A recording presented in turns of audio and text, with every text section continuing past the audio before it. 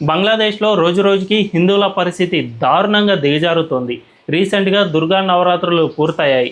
ఆ సమయంలో అక్కడి హిందువులు దుర్గామాత విగ్రహాలను పెట్టి పూజలు చేశారు. అయితే ఆ విగ్రహాల్లో మహిషాసురుడికి గడ్డం ఉన్నవి కూడా ఉన్నాయి. దీంతో అలా గడ్డం ఉంటే ముస్లింలను సూచిస్తుంది కాబట్టి దీనివల్ల స్థానికంగా శాంతిని దెబ్బతీస్తుందని యూనస్ భావించాడు.